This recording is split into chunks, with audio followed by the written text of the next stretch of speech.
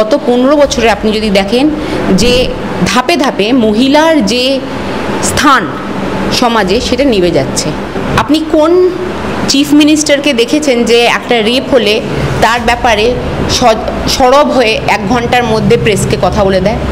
উড়িষ্যার যদি আপনি দেখেন গত 1 বছরে উড়িষ্যায় কটা ধর্ষণ হয়েছে আর বাংলায় কত ধর্ষণ হচ্ছে, উড়িষ্যার নম্বর বেশি। প্রত্যেক 9 মিনিটে ভারতবর্ষে একটা করে রেপ হচ্ছে, এটা ডেটা বলছে। সুতরাং আমি আর আপনি বসে যতক্ষণ এখন কথা বলছি, কোনো আমাদের এই ভারতবর্ষে, আমাদের এই দেশে কোনো না কোনো রাজ্যে, কোনো না কোনো জায়গায় একটা মেয়ের ওপরে কিন্তু অত্যাচার চলছে। রাত্রিবেলায় বাইরে বেরানো অনুচিত, এই কথাটা কিন্তু মুখ্যমন্ত্রী বলেনি।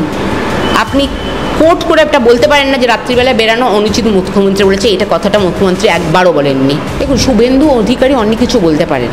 হ্যাঁ, শুভেন্দু অধিকারী একটা অপোজিশনে থেকে অনেক কিছু বলা, অনেক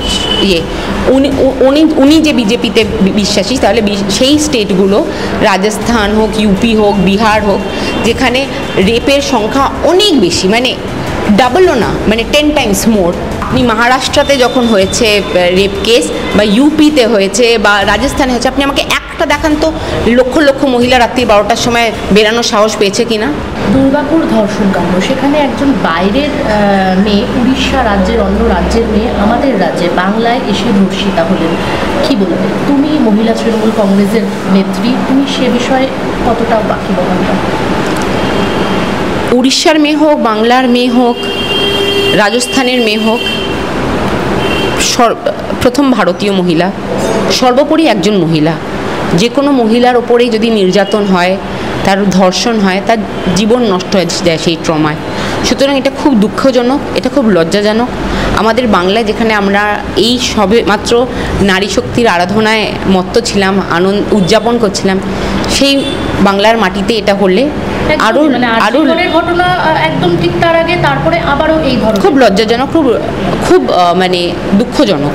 মানে আমি লজ্জিত বাঙালি হিসেবে।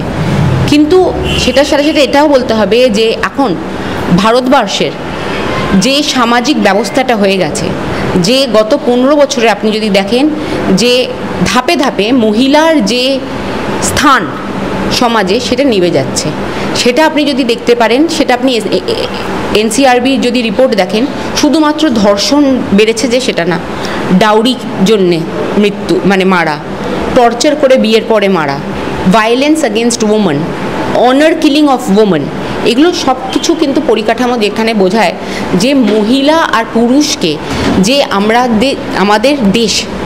আমাদের দেশের গণতান্ত্রিক অধিকারে মহিলা আর পুরুষ সমান। আমরা কিন্তু তালিবান রাজ্যে বাস করি না, আমরা ভারতবর্ষে বাস করি, যেখানে ভারতীয় একটা মহিলা আর ভারতীয় পুরুষের একই অধিকার। গাড়ি চালানোর অধিকার বলুন, কি ভোট দেবার অধিকার বলুন, সব শিক্ষাগত অধিকার, সব কিছু অধিকার আমাদের সমান। কিন্তু সেখানে গিয়ে আপনি দেখবেন যে আস্তে আস্তে মহিলাদের জায়গাটা এমনভাবে নেমে উঠেছে যে আজকের দিনে অপরাজিতা বিলের যে প্রয়োজনীয়তা, সেটা এখন ইজ অফ অ্যাকিউট ইম্পর্টেন্স।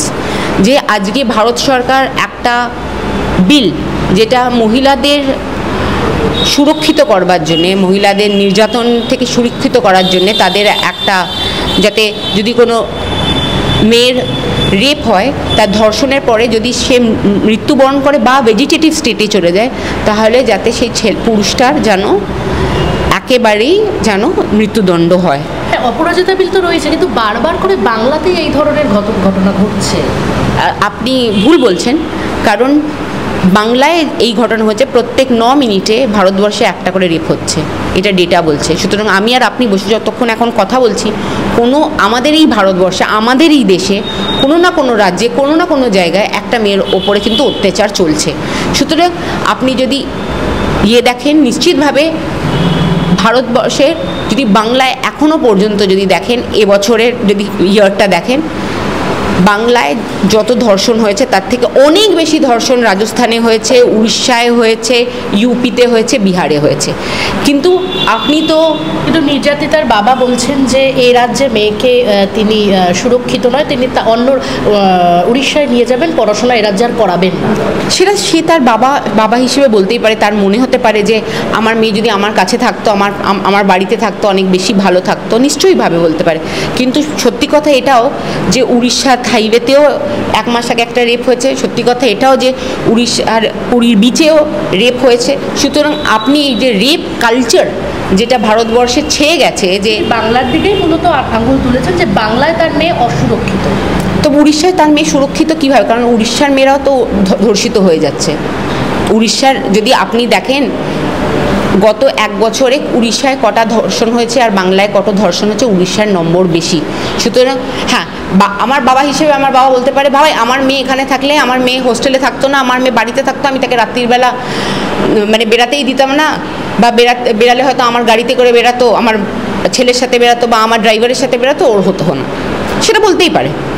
সেটা যেটা দিদিও বলেছে একটা মায়ের মতন করে, যে যতক্ষণ না আমরা তোমাদেরকে একটা আদর্শ সমাজ দিতে পারি যেখানে পুরুষরা মহিলাকে একটা মহিলা হিসেবে দেখবে, নিজের সমান একটা মানুষ হিসেবে দেখবে, একটা নিঃশংস প্রাণী যে একটা কাউকে ছোবল মেরে খেতে পারে সেই হিসেবে দেখবে না, যতক্ষণ না সেই আদর্শে একটা সমাজ গঠন করা যাচ্ছে, ততদিন মহিলাদেরই বলেছে যে তোরা একটু সামলে থাক মা। সুতরাং মুখ্যমন্ত্রী তো এই কথাটা বলছেন যে রাত্রিবেলায় বাইরে বেরোনো অনুচিত। রাত্রিবেলায় বাইরে বেরানো অনুচিত, এই কথাটা কিন্তু মুখ্যমন্ত্রী বলেনি। আপনি কোর্ট করে একটা বলতে পারেন না যে রাত্রিবেলায় বেরানো অনুচিত মুখ্যমন্ত্রী বলেছে, এটা কথাটা মুখ্যমন্ত্রী একবারও বলেননি। মুখ্যমন্ত্রী বলেছে যেটা প্রাইভেট কলেজ তাদেরও একটু দায়িত্ব নিতে হবে, যে একটা ইয়াং মেয়ে সে যে রাত্রিবেলা একটা টাইমের পরে যে আর আপনি শুধু যদি আপনারা একটুখানি রিসার্চ করেন তাহলে আপনি জানতে পারবেন। আমার বোন হরিয়ানাতে জিন্দালে সোনিপতে পড়তো, ওদের নিয়ম ছিল যে রাত্রির 8টার পরে যদি ওরা বেরায় তাহলে একটা ইমেল যেত, আসতো আমার মা বাবার কাছে, ওরা যদি কনসেন্ট দিত তবেই সে বেরাতে পারতো উইথ আ গার্জেন, মানে যার যে গার্জেন আমরা অ্যাপয়েন্ট করেছি। কারণ সোনিপতের মতন ওখানে নিশ্চিতভাবে হাইওয়ের পরে ওখানে দুদিকে ফসলের জমি আছে, জঙ্গল আছে, সুতরাং ওখানে তো প্রত্যেক মিটারে পুলিশ রাখা সম্ভব না। আর আমি তো এটা বলছি যে আপনি যদি একটা সমাজকে সুস্থ সমাজ না করেন মহিলাদের জন্যে, কালকে পুলিশরাও তো, পুলিশদের মধ্যেও তো পুরুষ মানুষ আছে, মহিলা আছে। আপনাকে তো সমাজটাকে সুস্থ করতে হবে। আর এই সমাজটাকে সুস্থ করবে কিভাবে? যেখানে আপনি নিজে একজন জার্নালিস্ট, আপনি নিজে একজন মহিলা।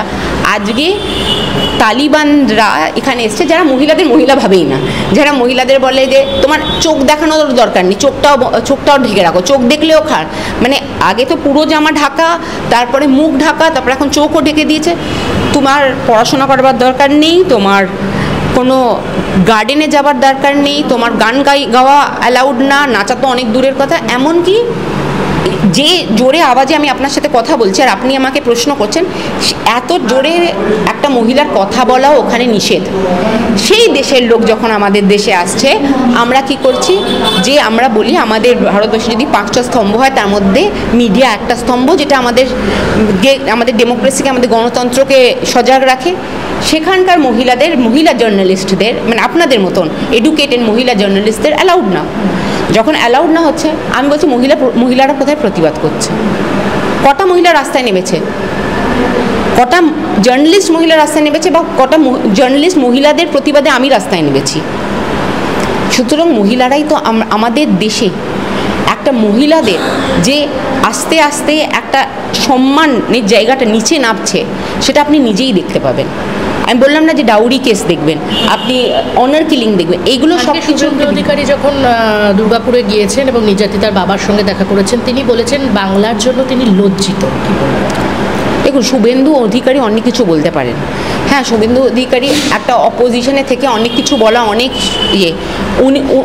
উনি যে বিজেপিতে বিশ্বাসী, তাহলে সেই স্টেটগুলো, রাজস্থান হোক, ইউপি হোক, বিহার হোক, যেখানে রেপের সংখ্যা অনেক বেশি, মানে ডাবলও না, মানে 10 টাইমস মোর, তাহলে সেগুলোর উত্তর উনি দিতে পারবেন। সুতরাং একটা জিনিস, আমাদের দেশের দুর্ঘটনা এটাই যে এই দেশে যা হয় সেটাকে একটা সেন্সেশন, একটা রাজনৈতিক আলোচনা হয়, সেটার যে একটা সামাজিক ব্যবস্থা করে সেটাকে চেঞ্জ কি করে করব সেটা করা হয় না। যে একটা অপরাজিতা বিল হতে পারে, মুখ্যমন্ত্রী আমাদের হয়তো কেন্দ্রীয় সরকারের বিপক্ষে, কিন্তু ওনার যে সাজেশনটা, অপরাজিতা বিলটা, যে বিলের দ্বারা মহিলাদের সুরক্ষিত করা যেতে পারে, যে বিলের দ্বারা যারা নৃশংস পুরুষ, যারা ক্রিমিনাল মাইন্ডেড পুরুষ, তাদের মনে একটা আমাদের দেশের ল অ্যান্ড অর্ডারের প্রতি একটা ভয় আসবে। কারণ মানুষ দু রকমের হয়, একটা মানুষ যে নিজে নিজে আইন মানতে ভালোবাসে, নিজে ভালো মানুষ, আর একটা আমি আর আপনি তো দাঁড়িয়ে বলতে পারবো না যে এই লোকটা ভালো এই লোকটা খারাপ। তো যে কয়েকটা নিশ্চয়ই আমাদের মধ্যে অনেক দাদা আর ভাইরা আছে যারা কখনো আমাদের খারাপ চোখে দেখে না, কিন্তু আবার এরকমও দাদা ভাইরা আছে যারা আমাদেরকে খারাপ চোখে দেখে। সুতরাং সেই দাদা ভাইরা যারা খারাপ চোখে দেখে তাদেরকে আটকানোর উপায় হচ্ছে আইন ব্যবস্থা। যে আমি যদি একে নির্যাতন করি বা ধর্ষণ করি একটা খালি জায়গা পেয়ে, তাহলে আমাকে ফাঁসির কারাগারে গিয়ে দাঁড়াতেই হবে, আমাকে মৃত্যুবরণ, আমাকেও আমি তার জীবন নষ্ট করলে আমারও জীবন শেষ হবে। রাজ্যের মুখ্যমন্ত্রীকে দেখা যায় সব জায়গায় তিনি ছুটে যান। শুভেন্দু অধিকারীর প্রশ্ন যে এক্ষেত্রে তিনি দুর্গাপুরে কেন এলেন না? নিজে জানেন যে উনি আলিপুরদুয়ারে বসে আছেন, আপনি নিজে জানেন যে উনি এখন এটা না যে কোনো বিলাসিতায় রয়েছেন, ওখানে যেরকমভাবে ফ্লাড এফেক্টেড এরিয়া, যেখানে যেরকমভাবে ওগুলোকেও সামলান, ওখানেও মানুষ আছে, ওখানকার মানুষরাও আছে। আর একটা সরকার তো শুধু একটা মানুষে চলে না, যদিও বা আমাদের নেত্রী মুখ্যমন্ত্রী মমতা বন্দ্যোপাধ্যায় উনি সত্যিই দশভুজা, উনি সব জায়গায় দৌড়ে চলে যেতে পারেন। তাই জন্যেই আপনি কোন চিফ মিনিস্টারকে দেখেছেন যে একটা রেপ হলে তার ব্যাপারে সরব হয়ে 1 ঘন্টার মধ্যে প্রেসকে কথা বলে দেয়? এখানে তো প্রধানমন্ত্রী মণিপুরে 800 দিনের পর জানি না, এখানে তো আদিত্যনাথ তো ওগুলোকে রেপ কেসগুলোর ব্যাপারে কোনো প্রেস কনফারেন্সই করে না। সেখানে আপনি বলছেন যে বাংলায় থেকে একটা বাঙালি মহিলা হয়ে যে আমাদের যে মুখ্যমন্ত্রী, যিনি প্রত্যেকটা ধর্ষণ কেসকে উনি নিজে পার্সোনালি মিডিয়ার সাথে কথা বলে, মানুষের সাথে কথা বলে। আর দিদির একটা স্বভাব আছে জানেন তো, দিদি মন থেকে কথা বলে। দিদি ডিপ্লোম্যাটিক্যালি 4টে কাগজ পড়ে 4টে লাইন প্রম্পটারে দেখে বলার মানুষ না, she leads from the heart. সুতরাং উনি এমন জোর দেন যে প্রশাসনকে বলে দেয় যে না, তোমাকে 48 ঘন্টার মধ্যে প্রত্যেকটা অ্যাকিউজডকে ধরো, কারণ তারপরে তাদের ডিএনএ রিপোর্ট করা, সব কিছু করা অসুবিধা হয়ে যেতে পারে, এভিডেন্স মুছে যেতে পারে। সুতরাং উনি সেটা করেন। এই এভিডেন্সের ক্ষেত্রেই আমি যেটা বলবো যে শুভেন্দু অধিকারী বলেছেন যে সমস্ত প্রমাণ লোপাট করা হচ্ছে, লোপাট করার জন্যই ডাক্তাররা নাকি দেখা করতে দিচ্ছেন না, এমনকি বাবার সাথেও, নির্যাতিতার যে বাবা রয়েছে তার সাথেও দেখা করতে দিচ্ছেন না, প্রমাণ লোপাট হয়ে যাবে। আমি এই খবরটা জানি না যে তার বাবার সাথে দেখা করতে দেওয়া হয়েছে কি হয়নি, সুতরাং এটার ব্যাপারে আমি কমেন্ট করতে পারবো না। যেটা আমি জানি না সেটা তো আমি তিনি বলেছেন যে প্রমাণ লোপাট করতে চেষ্টা করছে, ডাক্তারদের বারণ করে দিয়েছেন সরকার থেকে। উনি অনেক কথা বলেন শুভেন্দুদা, লোপাট করবার চেষ্টা হচ্ছে, ওনার কাছে কোনো এভিডেন্স আছে যেমনি লোপাট করবার চেষ্টা হয়েছে? যদি উনি কোনো এভিডেন্স দেখাতে পারেন যেমনি লোপাট হচ্ছে, তাহলেও তো মানুষ বুঝতে পারে। সুতরাং উনি তো হাওয়ায় হাওয়ায় অনেক কথাই বলেন, বাংলার নামটা বদনাম করে দেওয়ার জন্য যেটা উনি করেন, সেটাতে উনি একটা জিনিস বোঝেন না যে গাছে বসে আছো সেই কাঠটা যদি কাটো তাহলে তুমি নিজেও পড়ে যাবে। আমরা যখন একটা আরজিকর কেস, যেটা খুবই দুর্ঘটনা, কিন্তু এটাও ঠিক যে বাংলাই একমাত্র জায়গা যেখানে একটা আরজিকরের কেস হওয়ার পরে লক্ষ লক্ষ মহিলারা রাত্রি 12টায় রাস্তায় নেমেছে, আর তাদেরকে কিন্তু কেউ আটকায়নি যে কেন নেমেছো বলে। আপনি মহারাষ্ট্রতে যখন হয়েছে রেপ কেস, বা ইউপিতে হয়েছে, বা রাজস্থানে হয়েছে, আপনি আমাকে একটা দেখান তো লক্ষ লক্ষ মহিলা রাত্রি 12টার সময় বেরানোর সাহস পেয়েছে কিনা, আমাকে দেখান। সুতরাং বাংলা এখনো পর্যন্ত যদি বলেন, আমাদের দেশে একটা অবনতি ঘটেছে, মানসিকতার একটা অবনতি ঘটেছে, একটা মহিলাদের সম্মান, মহিলাদের নিরপেক্ষার দিক থেকে, যেটা খুবই লজ্জাজনক, ভারতীয় হিসেবে লজ্জাজনক। কারণ আমি তো প্রথমে ভারতীয়, তারপরে পশ্চিমবাংলা, প্রথম তো দেশ। সুতরাং সেটা দুঃখজনক, কিন্তু অ্যাট দ্য সেম টাইম এখনও পর্যন্ত বাংলায় যে নিরাপত্তাটা আছে সেটা কিন্তু আপনার ডাবল ইঞ্জিন সরকারের রাজ্যে নেই। তিনি গ্রেফতার হয়েছে, এখন অভিযুক্ত।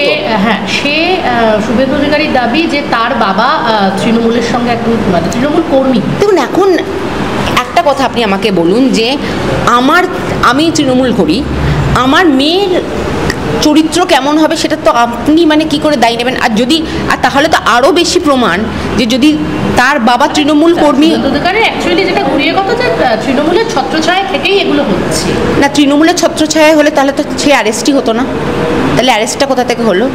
কারণ যখন মমতা বন্দ্যোপাধ্যায় বলেছে যে যখন মহিলাদের নিরাপত্তা আসবে তখন কাউকে কিন্তু প্রোটেকশন দেওয়া হবে না, তুমি তৃণমূলের যে লেভেলেই থাকো, zero tolerance against cruelty or anything towards women if there is, তাহলে জিরো টলারেন্স, সে তুমি যে কেউ হতে পারো।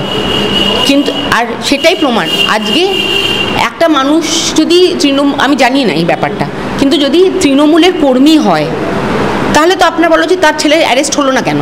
তার ছেলে তো অ্যারেস্ট হয়েছে, অ্যাকিউজড হিসেবে অ্যারেস্ট হয়েছে, এবার তারপরে হ্যাঁ আইন ব্যবস্থা নেবে। কিন্তু আমি বলছি যতক্ষণ না আইন ব্যবস্থাটা এত শক্ত হবে যে একটা মহিলার জীবন নষ্ট করবার জন্যে দায়ী যে মানুষ, সেই মানুষকে ফুলচন্দন দিয়ে গুজরাটের বের করা হবে না, বা ইয়ের মতন হরিয়ানার মতন তাকে জন্মদিনে 1 মাস ছুটি দেওয়া হবে না, প্যারোল দেওয়া হবে না, তারা তো কনভিক্ট, তারা অ্যাকিউজ না, তারা তো প্রমাণিত যে তারা ধর্ষণকারী।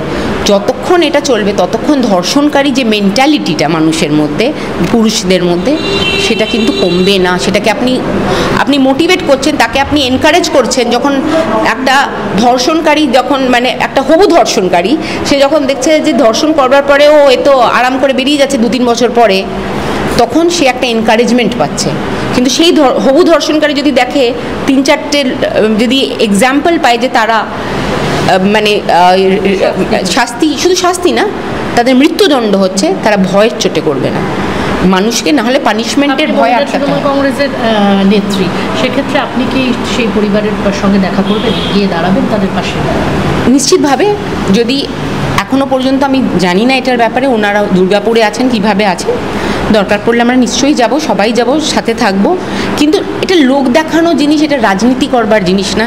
এটা মানুষকে বিবেচনা করে বোঝবার যে আমরা আমাদের দেশকে কোথায় নিয়ে যাচ্ছি, যেখানে মহিলাদের ওপর নির্যাতন দিনে দিনে বেড়ে যাচ্ছে। এটা আমি বারবার করে বলবো, এটা আমাদেরকে রাজনীতির ঊর্ধ্বে গিয়ে মহিলাদের নিরাপত্তা, ভারতীয় নাগরিক হিসেবে, মহিলা নাগরিক হিসেবে আমাদের দেখা উচিত। এটা নিয়ে পলিটিক্স করা উচিত না, এটা একটা খুব গুরুতর বিষয়। আরো ভালো ভালো খবর দেখতে সাবস্ক্রাইব করুন বাংলা হান্টের ইউটিউব চ্যানেল। বাংলা হান্টের আরো খবর দেখতে নজর রাখুন। বাংলা খবর মানেই বাংলা হান্ট।